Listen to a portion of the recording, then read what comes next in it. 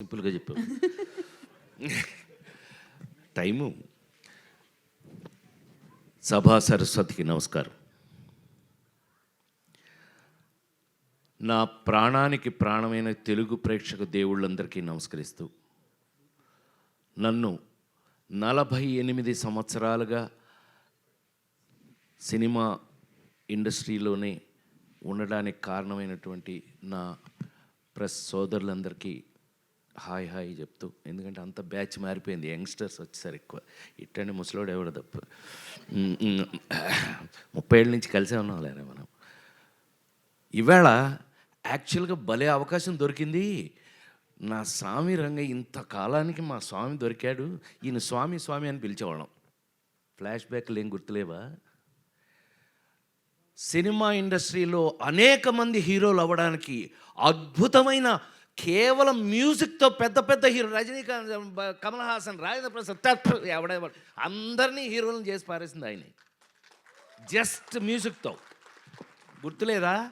నా first heroine cinema ఆడకపోయినా ఈనాటికి మర్చిపోలేని గోపెమ్మ చేతిలో గోరు ముద్ద, రాధమ్మ చేతిలో వెన్న ముద్ద, రామోజీ ఫిల్మ్ సిటీ వారు తయారు చేసిన దాంట్లో నేను హీరోగా యాక్ట్ చేశాను. కానీ ఆ పాటలు అజరామరం. సరే, ఆయన కోపం వచ్చింది. ఏంట్రా నేను ఇంత కష్టపడి చేస్తే ఈ సినిమా సరిగ్గా ఆడలేదంటారా? నెక్స్ట్ ఏం సినిమా చేశాను చెప్పండి, దమ్ముంటే చెప్పండి. Thank you very much. ఇంకెవరు లేడీ ఏంటారు అనుకున్నా, అంత కుర్రలేనేమో అనుకున్నా. Lady styler. నా జన్మలో ఈ రోజున వారి ముందు చెప్తున్నాను, నేను నాకు అవకాశం దొరికింది అందుకని చెప్తున్నా. ఈ అవకాశం ఆయనతో రాదు మాకెప్పుడు.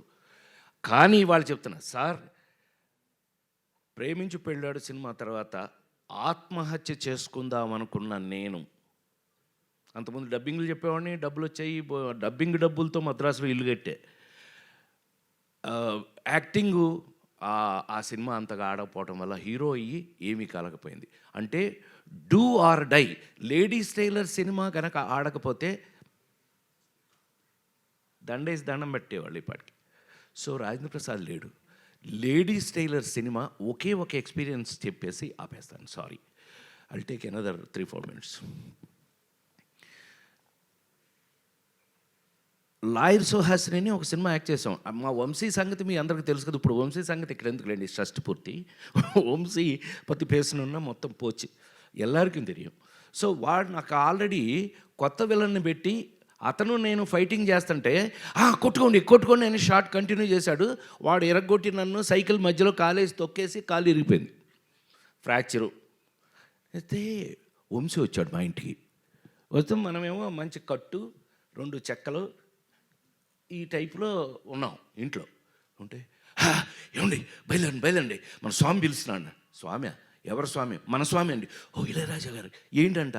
ఏంటంటే వాడిని తీసుకొస్తే రీ రికార్డింగ్ చేస్తాను లేకపోతే చేయను అని డబుల్ పాజిటివ్ చూశారండి ఇప్పుడే. లేడీస్ టైలర్ డబుల్ పాజిటివ్ చూశారు. డబుల్ పాజిటివ్ అంటే రీ రికార్డింగ్ చేసే ముందు వర్షను. అదేంటి అని అన్నా, వాడిని తీసుకురా లేకపోతే నేను రీ రికార్డింగ్ చేయను అన్నారు. నన్ను ఈ స్టేజ్లో నేను రానిపోవాలన్నా, బాబు నీకు దండం పెడతాను, ఆయన అక్కడ రీ రికార్డింగ్ చేయడానికి లేడీస్ టైలర్ రెడీగా ఉన్నారు, మీరు రాలేదనుకోండి సచ్చింది గొర్రె. ప్రసాద్ ల్యాబ్లో అలా కూర్చోవటమే నా పని అయిపోయింది. పైగా ఆ సినిమా ఎంతో కష్టపడి చేసాం, లేడీస్ టైలర్ సినిమాని. సో అవన్నీ ఈ పీత కష్టాలు పీత అన్నట్టు సరే తిట్టుకుని, షార్ట్స్ ఉన్నాయి అయినా పర్లేదని ఆయన పిలిచారు అని చెప్పి ఆ స్ట్రెచ్తో నేను అక్కడికి వెళ్తే స్వామి థియేటర్ బయట నిలబడి ఉన్నారు ఇలాగే. అప్పుడు ఇంతే ఇప్పుడు ఇంతే, తెల్ల మల్లెపూలాగానే ఉంటాడు కానీ ఇలా నిలబడి ఉంటే నేను అందులోంచి కారు, ఏమైందిరా అన్నాడు. ఆయనకి ఎంత ప్రేమ నా మీద యాక్టర్గా వచ్చింది అని అంటే రా అన్నాడు ఆయన. ఏమైందిరా? వీడే ఎరగొట్టాడన్న వంశీని చూపించి. ఎందుకురా ఎరగొట్టాడంటే షార్ట్లో ఏదో జరిగింది అందుకనే. ఎరా నువ్వు అంత బాగా యాక్ట్ చేస్తావా?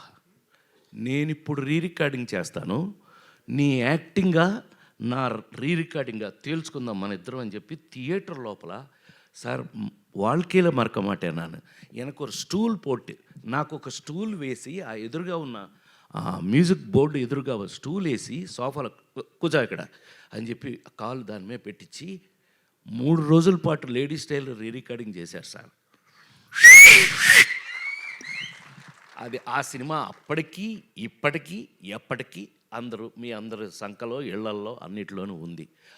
ఆ రోజుల నుంచి తెలుగు సినిమాలో మీకు అందరికీ బాగా తెలుసు, నాతో పాటు చిరంజీవి గారి సినిమాలకు కూడా ఆయన తెలుగులో మీకు ఎన్ని సూపర్ డూపర్ హిట్లు మీకు తెలుసు.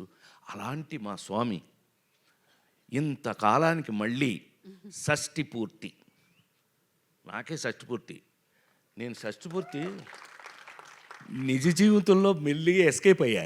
60 అప్పుడు తప్పించుకున్నా, ఎవరికి దొరకకుండా. నాకు అడిగి వెళ్ళదు సార్ 60 అప్పో నో షష్ఠి పూర్తి, నాకు షష్ఠి పూర్తి అంటారా పొర నన్ను మా అబ్బాయిలు అడిగితే. చివరికి చూస్తే ఏంటంటే ఈ పవను ఈ రూపేష్ వీళ్ళు నన్ను వదల. చివరికి తెలుగు సంస్కృతి సంప్రదాయాలు ఉట్టిపడేటట్టుగా అద్భుతంగా కీరవాణి గారు పాట రాశారంటే మీకు అర్థమైపోవట్లే ఆ సినిమా ఎట్లా ఉంటుందని. ఎంత ఆశ్చర్యం వేసింది మాకు ఆయన తీసుకెళ్ళి. ఆయన మీకు కీరవాణి గారికి మాకు ఉన్న అటాచ్మెంట్ ఏంటో తెలుసా? ఆయన 100వ సినిమా నా సొంత సినిమా. బాపు గారితో తీసిన రాంబంటి సినిమాకి నేను అనుకోకుండా వెళ్ళి, ఏమండి మీరు నాకు మహా ఇష్టం తెలుసు కదా, కేవి మహాదేవన్ గారు ఇళయరాజా గారు ఈజ్ ఈక్వల్ టు కీరవాణి గారు.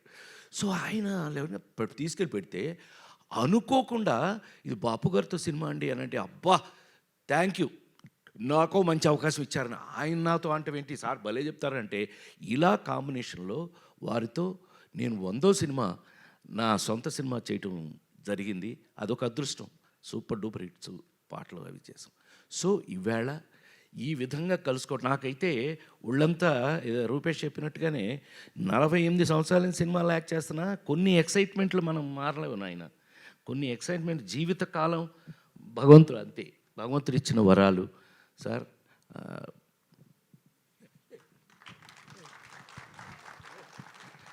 నిజంగా ఆయన ఎంత బాగా నా సినిమా అనేటప్పటికల్లా చెట్టు కింద ప్రేటర్లు మీరు ఎన్నో చూశారు, ఇంకా నేను ఇప్పుడు దాని గురించి చెప్పాల్సిన అవసరం లేదు. అలాంటిది ఇంతకాలానికి షష్ఠి పూర్తి అనే ఒక చక్కటి కథతో నాలాంటి ఇంతకాలం సినిమా ఇండస్ట్రీలో మీ అందరి ఎదురుగా 40 ఏళ్ళ నుంచి కూడా 287 సినిమాలు యాక్ట్ చేసిన నన్ను ఒక షష్ఠి పూర్తిలో ఒక అద్భుతమైన పాత్రతో పవన్ చక్కగా రాసి దాన్ని అద్భుతంగా తీసి ఇవాళ హైలైట్ ఆఫ్ ఇట్. మామూలుగా దాని మీద మీకు గౌరవం వినగానే రావడానికి కారణమే అమూలందైన బొమ్మ ఇసై జ్ఞాని ఇళయరాజా. ఏమండి ఆయన పాట రాయటం నేనైతే ఆశ్చర్యపోయాను సార్. నిజంగా మీ పాట విని ఏంటి ఆయనే రాశారంటే, అరగంటలో రాశాడు మా చైతన్యకి నాకు లింక్ తెలుసు కదా, ఆ నలుగురు జన్మలో ఎవరో మర్చిపోలేని తెలుగు సినిమా. చైతన్య అదేంటి అని అంటే, అవునండి కూర్చొని రాశాడు ఆయన. అందులో ఇళయరాజా గారు అనగానే ఒళ్ళు గగురు ఆయనకి ఊపు వచ్చేసిందండి, రాశాడు.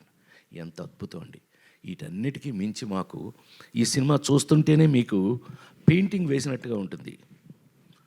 పద్మశ్రీ తోట తరణి అన్నయ్య, ఈ అన్నయ్య మేమంతా బ్యాచ్లండి, మేమంతా బాగా చెప్పనులే, ఫ్లాష్ బ్యాక్ ఎందుకు చెప్తాను చెప్పను, మనం ఏవిఎంలో అట్లు అల్లరి చేసినంత చెప్తానండి. ఏవిఎం బ్యాచ్ సార్, ఇదెల్లా పెరియ బ్యాచ్. మేమంతా అన్నయ్య మంచిగా లేరారా బాబు, అంతా కలిసి ఇన్ని సంవత్సరాల నుంచి పనిచేస్తూ వాళ్ళ దగ్గర నాకున్న చనువు. ఈ సినిమా చూస్తే మీకు ఒక పెయింటింగ్ లాగా ఉంటుంది. అంత కారణం అన్నయ్య, ఆయన్ని తెచ్చుకున్నాం.